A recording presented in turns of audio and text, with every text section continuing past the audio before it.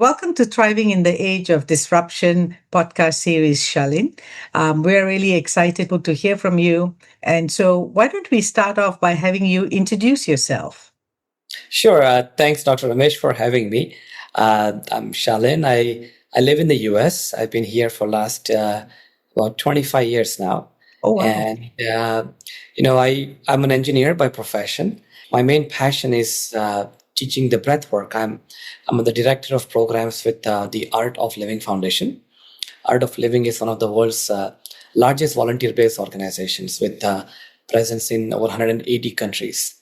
And as we spoke earlier, the founder of Art of Living is Gurudev Sri Sri Ravi Shankar.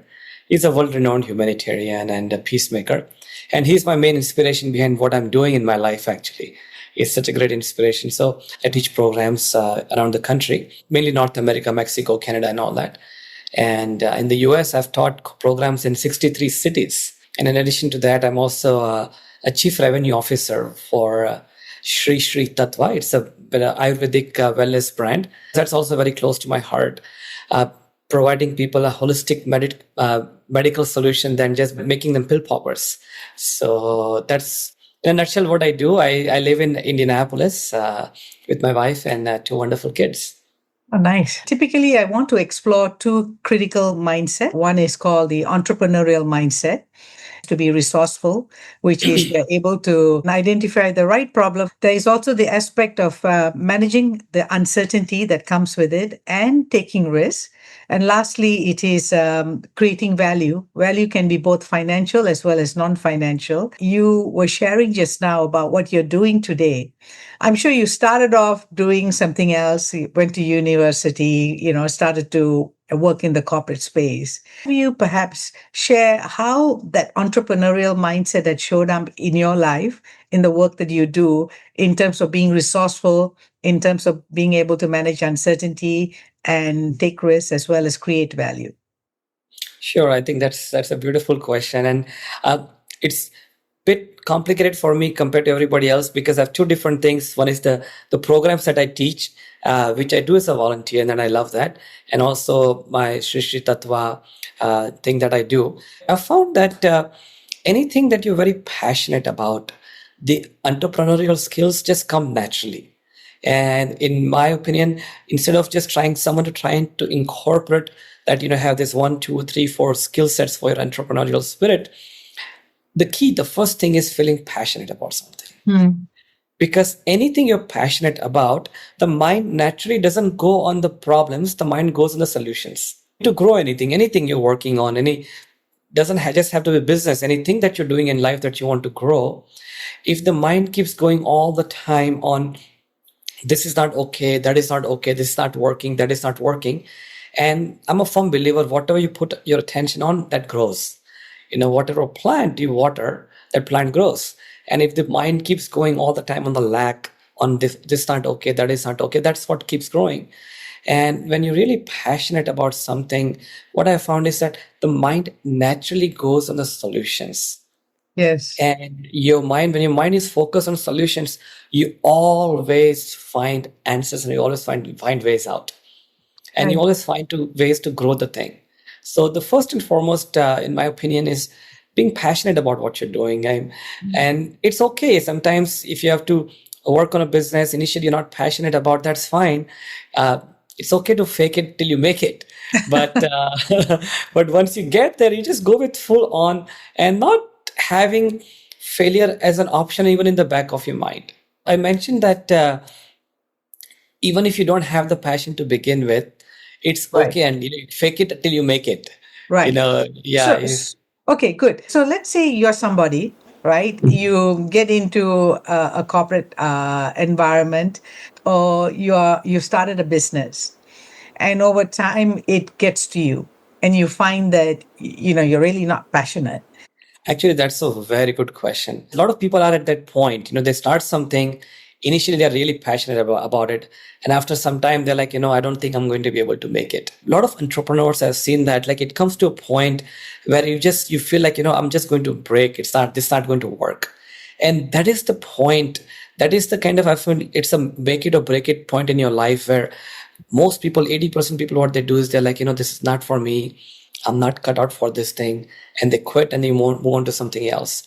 But those 20% people I've seen, like they just keep going at it, having the tenacity Yeah. and keep going at it. And it's not easy. I'll be very honest. It's not easy. When I've been in those situations, I've never found that easy.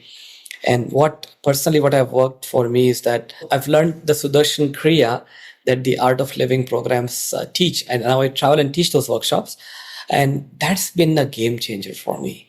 Because sometimes from the time you wake up in the morning till the night time you go to bed, it's all non-stop to-do list that you're working on, non-stop stuff going on. And how to maintain that calm and cool, that composure, that centeredness, and not getting overwhelmed is the key. And that's why I believe like taking about 20-25 minutes out every day. I do that every morning. I do we call it the sky breathing, the Sudarshan Kriya breathing exercise that we learn in Art of Living course. I do that every morning, no matter what, how busy it is, how crazy it is, how much I'm traveling. I make it a point to do it every day.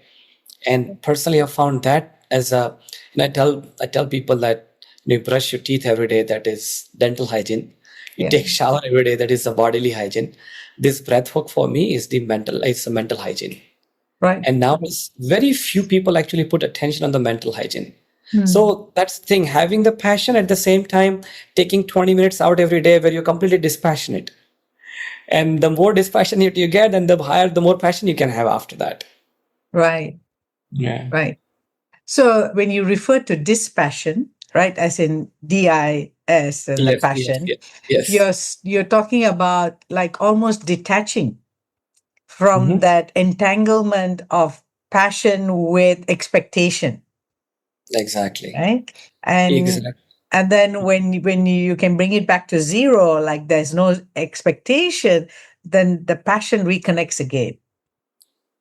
You got it. It's like, the more rested you are, the better you can perform, right? And not just physical rest, the mental rest is so important. So important. Nowadays, I've seen more and more people, they're so wired up. So when you're so wired up, you get some success, but at some point of time, you kind of come to a point where you just get overwhelmed, you get tired, you can't take it anymore. It's very important to kind of give our mind also that rest, that break. And the more rested your mind is, the more better decisions you'll be able to take, and the more clarity you'll have on any task that you take up. And that's what I've found, like, because I'm so regular with my morning practice, my breathing exercise, my Sudarshan Kriya, I found that throughout the day, sometimes things just get crazy and you have so many things hitting you from all different directions. And Right. I found that as a leader, and I've taught a lot of workshops for leaders also, this is one trait which is a game changer. Right. So it is going internal, Mm-hmm. connect to ourselves so Yes. that we can be available for everyone else.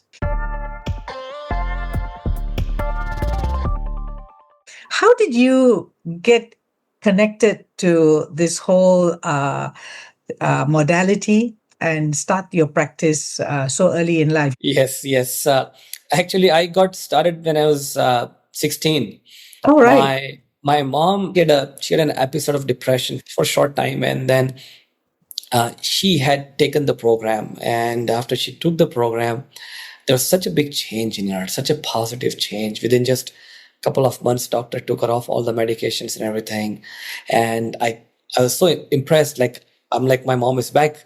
And she had taken the Art of Living course, and that's what really helped her. She didn't stop there. She kind of made sure that my brother and we also end up doing it. And at 16, you can care less about breathing and meditation. But because she asked me, and I'm very close to my mom, I ended up doing the program. And when I did the Sudarshan Kriya, it was mind blowing. I'd never felt so calm, so rested in my life. Never. And, at that time, you're in high school, you have a lot of stuff going on from academic standpoint, so much going on. Maybe I was not getting proper sleep and all that. And that day, I remember I came home, and the night I slept like a baby.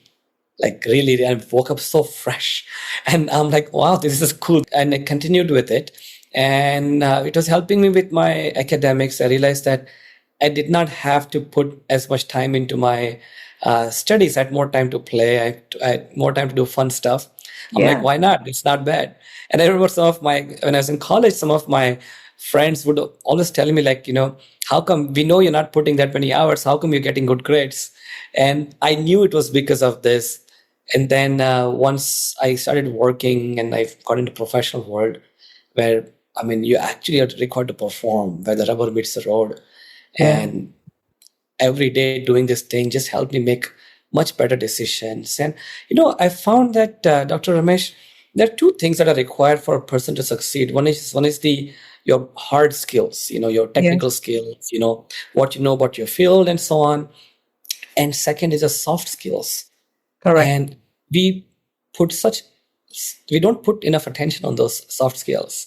Yeah. And that's what this also helped me with, overall nurturing the soft skills, working with people. And the first thing you mentioned in our podcast was being resourceful. And when you mentioned that, my eyes just lit up. I'm like, this is it. How to be more resourceful and how you're able to connect with people easily.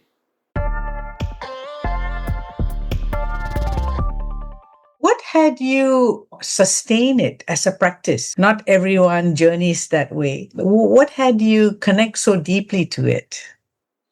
The sense of giving, at some point of time, I felt like, I've received so much. At some point of time, it just turned into passion, that how do I bring this to more people? How more people can benefit from that?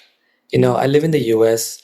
Here, as per the Center for Disease Control, 1 in every 3 individuals is suffering from either anxiety or depression. Oh, wow. And that is alarming. I mean, we live in one of the most developed nations on the planet, Yeah. yet mental health is not a priority for people. Then this whole passion that I want to take this knowledge to more people. Right. And when I became a teacher, I started traveling and teaching workshops.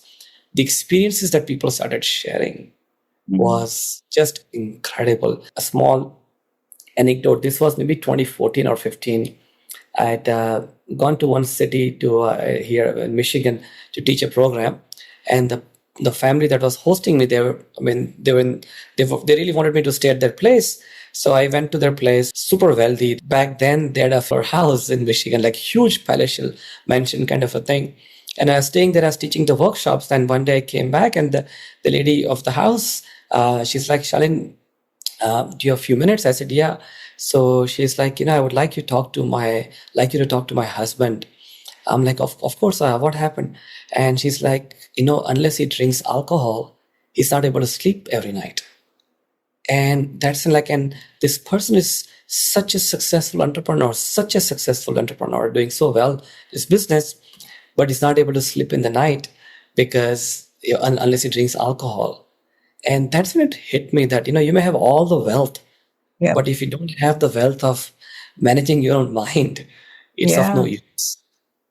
That's very profound. You're pointing to current way of thinking where we chase the external success, but we forget actually what supports us to grow and thrive is that inner success or the Yeah. inner harmony that we can develop. So I got that you saw the impact that you were making with people, whether they came from very wealthy situations or very ordinary situation. There was something for each person, Mhm. and that's what has sustained your passion over the years. But what struck me really was that one can actually pursue a passion even as a volunteer. So Mhm. you don't have to make money out of passion. It can be in parallel where you can make money out of your business or you can work for somebody, but you can also dedicate your time and your effort to this to volunteer passion. Mhm. And can you share a little bit more about that piece? Sure. And I'll share one very interesting thing. I realized that when I started volunteering and started spending more time giving, it's like sharing what you have, I found that all the other aspects of my life kind of started falling in place. It's very interesting. And I've seen that universe always rewards good action. And it's not like you do it because you're looking for something in return. It just started naturally happening for me. For me, as I mentioned earlier, the biggest inspiration has been Gurudev, Sri Ravi Shankar. I got to meet him at a very early age. And when I saw the work that him and the foundation has been doing around the globe in 180 countries.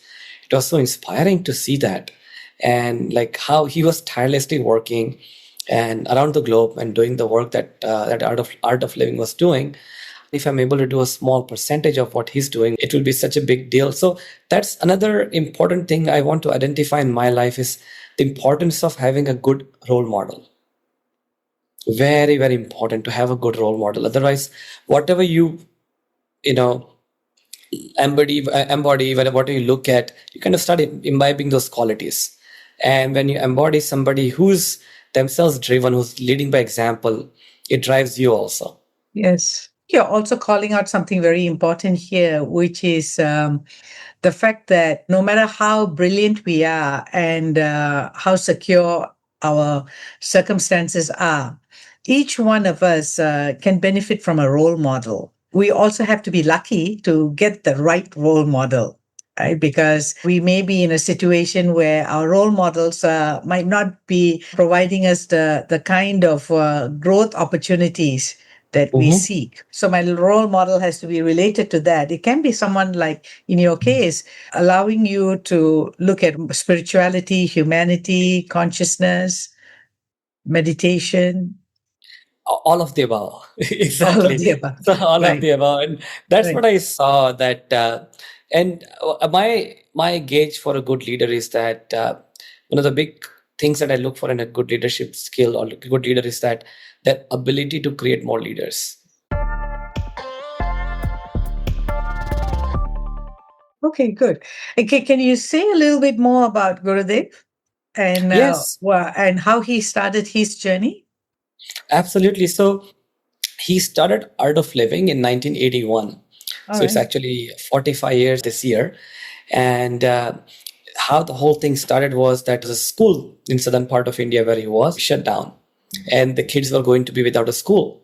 And instead of thinking, what am I going to do? He got all the 50, 60 kids and started teaching them from his own home. And he did not know how the school is going to run next week or the week after. There's only so long you can go by having 60 kids at your home every day. And but from there, the resources just kept coming in, and it just kept growing. And then he went for a 10 day silence, and in that he came up with this breathing exercise called the Sudarshan Kriya, and he started teaching the art of living programs.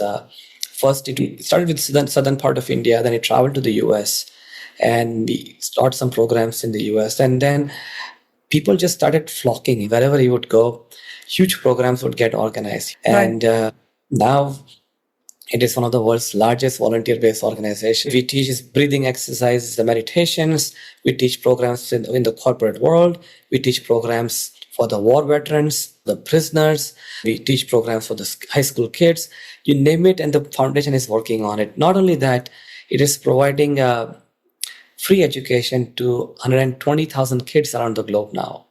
Oh, So, a lot of charity work going on. And that's what inspired me about him, that and he does all those things with such lightness. He makes everything look so effortless.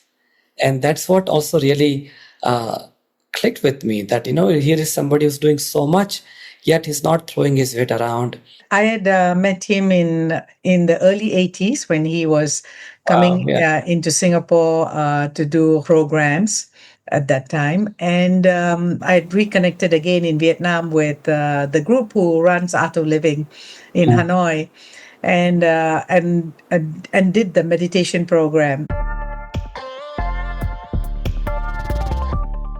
It's interesting. We started off the conversation talking about entrepreneurship, but segued into crisis ready mindset, which is the second mindset. On a day to day basis, we are all facing some aspect of change, which can show up as a crisis, a failure, or even sometimes a negative feedback. Mm-hmm. And each one of us has got different ways in which we respond to it. Some of us can freeze, some of us can fight back. That you pointed to was breath work, a daily practice for yourself to develop this inner resilience. We also talked about the ability to depassion on a daily basis so that passion doesn't become an attachment with Yes. expectation that it burdens one. So, what else in terms of crisis ready mindset or resilience that you want to share? Also knowing this thing also helps me realize that looking back at your life, you've gone through so many crises. You've been at points where you think, oh my God, I'm going to break. And you got over it. You got over it, you moved on, and life moved on and you moved on. So no matter what difficult situation you're in right now, knowing that you're going to get out of it. You're going to move on and you're going to come out of it. And also faith in it that there's a bigger power that is going to take care of me. And when you move with that faith, with that belief, the universe has got my back. And you don't have that fear of failure. Well, I mentored people, and when you start working with them, you realize that before they even start working, there's a fear of failure in them. Before they even get into it, they're like, what if it does not work out? What if it doesn't happen? You can never start something with that kind of mindset. Having a belief, strong belief in yourself, and also first having a strong belief that then there's a bigger power that is kind of going to take care of me, that's always got my back. So you've identified for us to reflect that we've had these moments of crisis, that we've Mhm. moved on and that we are still around, right? You're also asking us maybe with that faith, trust in something which is greater than us, like in the universe, right? You've also highlighted is that we all live with the fear of failing, and Yeah, that instead of focusing on that fear, to focus on that faith. exactly. Not just giving up easily. So that patience and keep going, keep going. And I've always found there's always a light at the end of the tunnel. So, what is spirituality for you? That's a good question. So there are two different things. That one is religion, which is the organized part of the thing. Spirituality is, for me, it is what gives me peace. It is what gives me calm. It's what makes me a better human being. Spirituality is not something that you just learn, or it's a necessity. It's good to have that in your life to be a better human being. When I work with other leaders, they always are concerned about their own family also. Yes. And I always tell them that, your kids won't do what you tell them to do. They'll do what they watch you doing. If you're getting angry all the time, if you're stressed all the time, if you're feeling overwhelmed all the time, if you don't know how to manage your own mind, your kids are going to think that that's normal.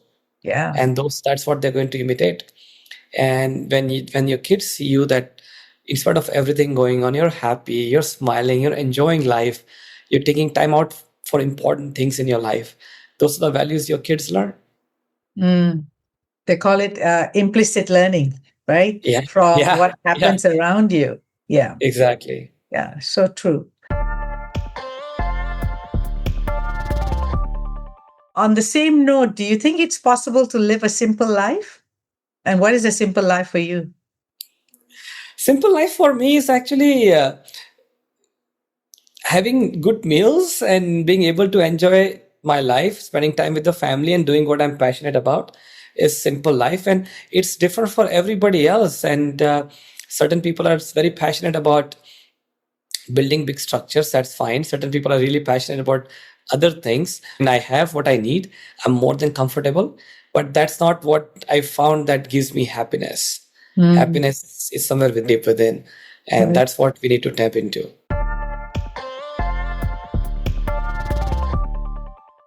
And Right. Dr. Ramesh, I also wanted to share, just I was not planning to share it on the podcast today, but uh, something that Gurudev blessed me last year is to be able to do intuitive scanning. I'm able to, sit with somebody, I'm able to tell them about their past, present, and future. Oh, And that's also been incredible since last 1 year. I've started doing it, and it's brought so much peace to so many people. People have yes. anxiety about future, people have things that have happened in the past that they're stuck with. Being able to get over it, it's been a gift. Yeah, I'm sure. And why did that suddenly show up in your space? I don't know what it was. I see it as a blessing that came. We all have that intuitive ability in us, and how to develop that. For me, he kind of got blessed, and I was able to start doing it. And when I started working with people that I never known before. I would sit with them for a 10-minute session. We can even do the session if you would like after the Yes, yes, podcast. yes. But I would be very curious to see how yeah, that goes. Yeah. yeah, 10-minute session, and then I'm able to tell them about the past. They have any questions, I can answer their questions about the future. And it's been very, very helpful to people. For that, my calendar gets booked out 2 or 3 months in advance. So, it's a gift that I like to give. I guess underneath all that, right, everyone is seeking answers and wanting to discover the way. Hmm. And sometimes understanding the past or knowing what's coming in the future may ground some of us. That's a great gift. Yeah, it is. I And found that you can share that with others. Sure, yeah. People have so much anxiety about the future. Mind constantly keeps vacillating either between the past and the future. Yes. Either something has happened in the past, you keep regretting, you keep feeling bad about it, or you're angry at something that has happened, or you're anxious about the future. This constant vacillation causes so much stress in our nervous system. Yes. Yeah. Yeah. And also the burden of expectation that we put on ourselves, Yeah, yeah. both to avoid what we thought that we did in the past, Mm. which is going to show up in the future. When your energy levels are higher, you don't have any doubts. Only when your energy is down and it's low, you start having doubts. So Right. that's very interesting science behind it. I've seen that when the prana, when the life force in you is high, your mind just naturally goes on the positive, doesn't have doubts, has more hope, less doubts. But when the prana is low, when the life force is low, that's when you start having all the doubts. And that's where again the breathing exercise and the meditation comes into the play, where you naturally uplift your prana. When by doing these things, you uplift your life force energy, and the mind just doesn't go on the doubts, because you keep telling people don't have doubts, don't have doubts. Doesn't work. Yeah. It's like if someone's mind is filled with a lot of doubts, that's going to keep churning in their mind. That's right. That's right. As you were speaking, I was reflecting, back in my own experience of, there was a point in my life where it's like I had the sheer willpower to do whatever I liked, right? Or I wanted to do, which might seem like impossible. And then at some point, like you said, maybe the prana was low, the energy was low. And what I would be able to do, I sort of struggled with that. Yeah. And then again, the energy becomes high, and it seems like, the universe is working, and everything is just happening without the effort again.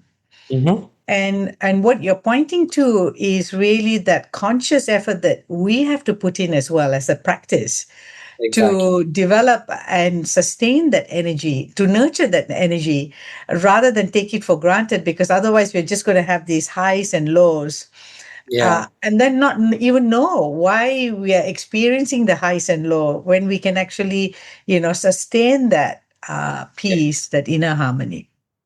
Exactly. Exactly. Great. Wonderful. For women, I found that naturally they're more in the heart, the more spiritual beings, and they have a social structure around them, a social circle that usually have. They have something that are girlfriends that they can call, they can talk, they talk to their sisters, talk to their mothers, they talk to their friends. And lately I found with guys that has not been the case. Mhm. When it comes to what they are going through, they are in their own bubble. And many times culturally, and many times just the way the society that we are in, men are brought up not to express their emotions much, not to show their emotions much, and somehow they just learn to keep it everything bottled in. And the outlet, when everything is bottled in, it's either some anger comes out, some outburst comes out, or person starts feeling low, goes into depression and whatnot. So it's very important to be able to connect with your heart, connect with that inner space. Right. And it's not always necessary that you have to have a guy or a girl that you can always talk and express your emotions, but having an outlet is very, very important. Mm. And that's what I found, this breathwork, the Sudarshan Kriya in the Art of Living programs to be amazingly impactful. 3 years ago, Yale University did the research. They took three focus groups. So one was the people doing the art of living's sky breathing.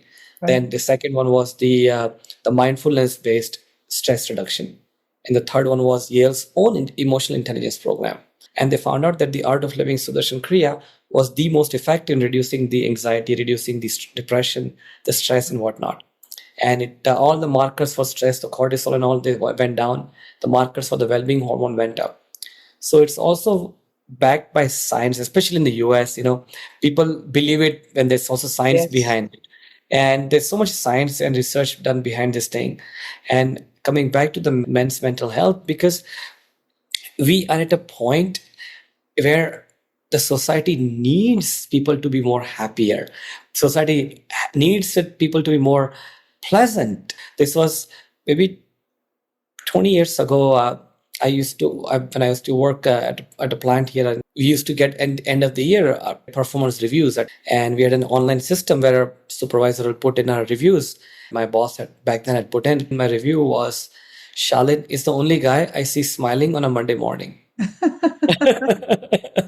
And I'm like, all right, this, like, I didn't realize that, but for people, it is a big deal, to have someone who's happy around you, who's pleasant, to have someone around you who's joyful. We all like to be around people who are happy. Yes. And when you're happy from within, that happiness just exudes. And that's why it's for men, it's very important to be able to have that time for yourself where you are able to just calm, go into your own inner self. And the more you go into your inner self, tap into that inner source of peace and joy, the more you can start expressing that. Mm. Mm. I really like what you shared here. It is true that women have a different way of socializing. And when it comes to these intimate issues of, what they're struggling with, they have a support structure. Yeah. But when you talk to women about when it comes to their careers, they don't have the all boys network to support them. And, they talk about how it's easier for men to rise up on the corporate ladder because they can leverage on that network. But then when it comes to men being able to share their vulnerability, largely because of the socialization again, that men have to be strong, to be successful, and they have to portray that to the outside world, then it becomes difficult to communicate these inner feelings and thoughts that they have. What I appreciated more was, rather than again form just a social community where we're talking about it, actually investing, doing that practice consistently for ourselves is in some ways a better way. Because we don't then get into this whole conversation of having someone else to validate our experience, because here we can just do that process and see the benefit for ourselves. What do you think is going to happen to keep the inner health of ourselves? It's already happening to some extent. People are becoming more and more aware. See, 20 years ago, not everyone was talking about meditation, right? Meditation was a new thing or in thing, and it was not that familiar. But now it has become such a household name. I always joke with people that you have two options: either you take medication or you do meditation. Right. So it's like that, either you want to become a pill popper for the rest of your life, or you want to do something which is more holistic, which brings overall happiness in your life. And it's already happening quite a bit. For your viewers, if you want to begin with, there's an app that we have in Art of Living. All right. It's called Sattva, Sattva. It's a free app. They can download the app, and there are a bunch of meditations on there in Gurudev's voice that you can start practicing right away. Oh, nice. Thank you. Yeah.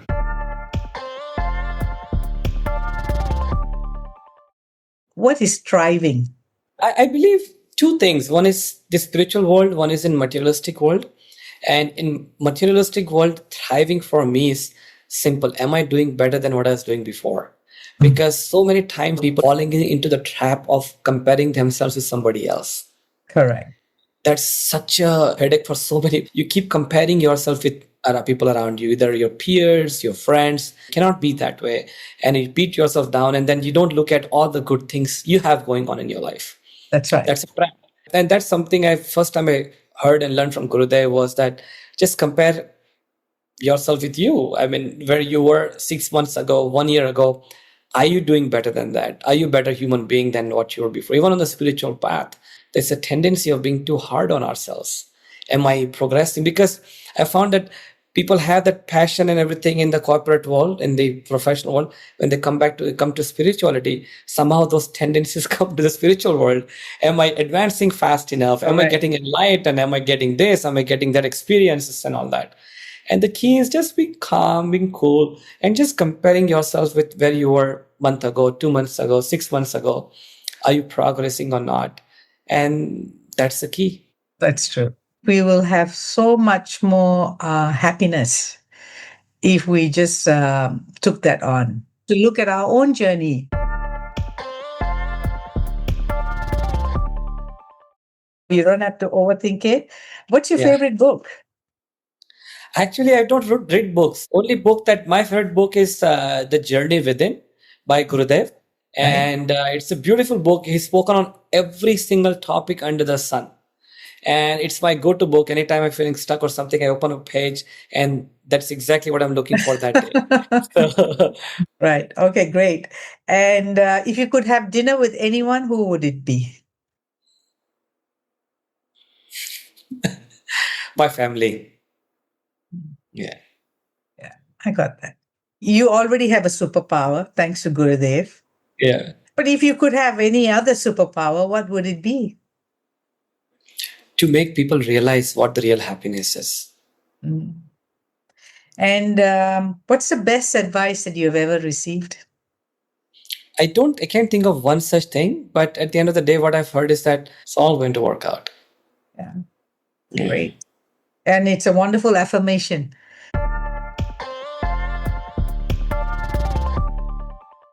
We're coming close to the end of our interview, but I want to record a meditation practice with you. And of course, I'm very curious if you have time to share with me my past and my Sure, future. we'll do that. We'll do that. Yeah. So usually the meditations we conduct for 15 minutes or so, but I can do something short for 5 minutes with every Okay, eyes closed. great. Just guide you through that. And after that, we can do the live scanning, and then we'll keep it simple that way and Okay. call it a day. Yeah. Yeah, Works. Yeah. will be lovely. Okay. Yes. So And I'll guide you through. do I stay on and participate in the meditation as Yes, you're yes, doing it? yes, yes, Okay, yes, good. yes, yes. Great. So let's close our eyes.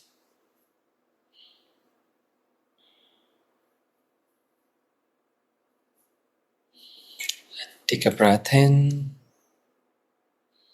and breathe out.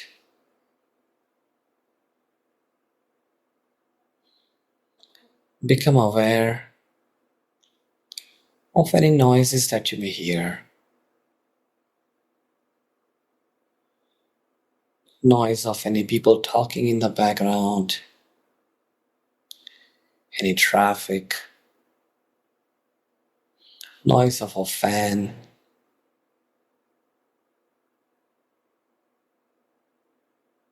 Accept all the noises. You are in complete surroundings. You're in complete acceptance with your surroundings.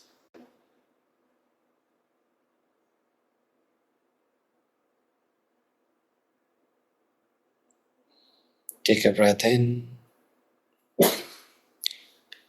and breathe out.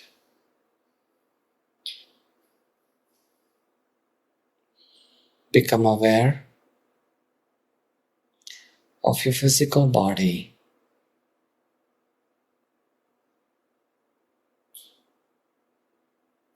Your body is a wonderful gift given to you by nature. Just love your body.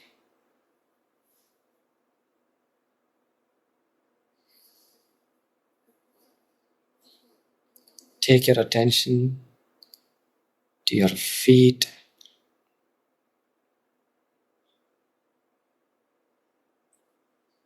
your knees,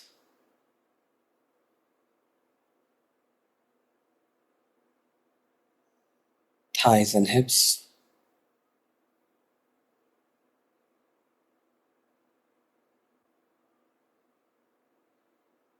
abdomen, stomach, chest,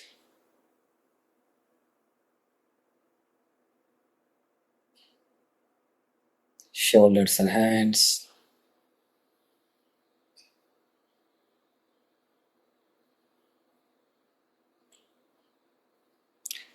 throat,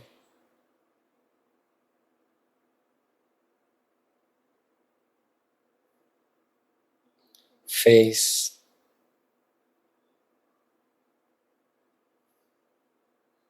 and your whole body. Become aware of your whole body.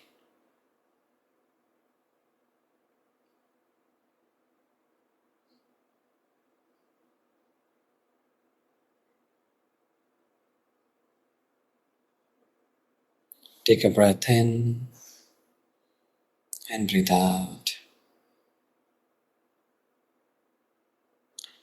Become aware of any thoughts that you may be having.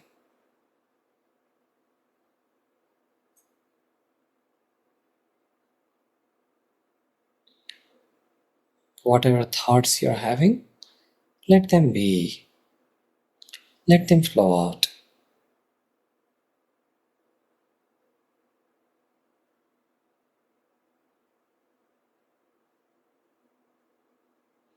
You are in complete acceptance with your thoughts.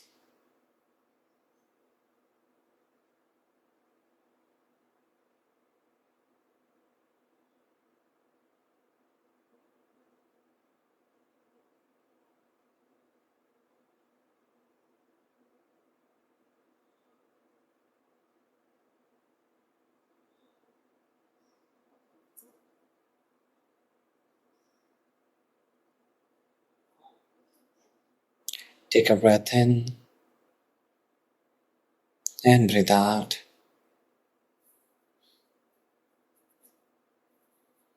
Become aware of your feelings, pleasant or unpleasant.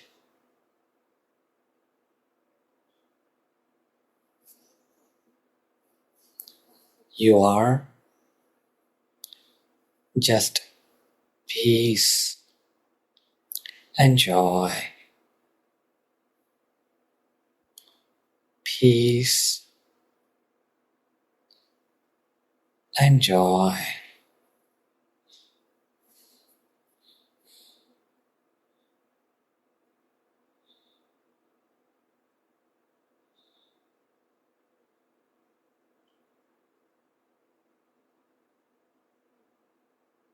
Take a breath in and breathe out. Become aware of your body.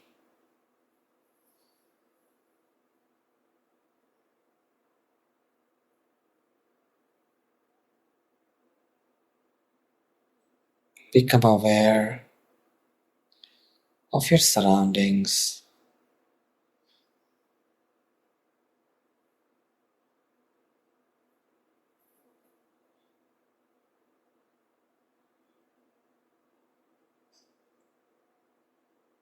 Take a breath in and breathe out.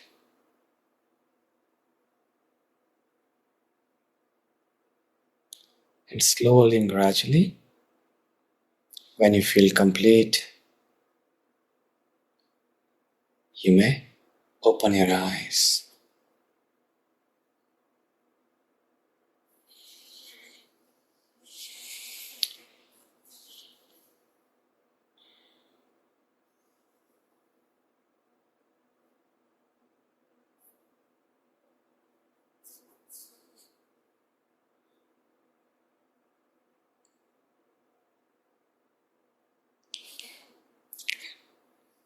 Thank you. It's good. Yes. It's quick and easy. Yeah. And it's like time just stood still. Yeah. So like that, I'll share the app with you. We can share it with your viewers. Yes. It's something anybody and everybody can go on the app and start doing those meditations. Right. That'll be great. It's late for you. Thank you so much for Thank spending you. It was time. wonderful connecting with you. Wonderful Thank spending you. time. Dear listeners, if you've been listening and enjoying the Thriving in the Age of Disruption podcast series, as well as our Mastery Effect podcast series, we'll appreciate it very much if you can share with us the topics that are close to your heart so that we can source the relevant experts and change makers and have them be on our show.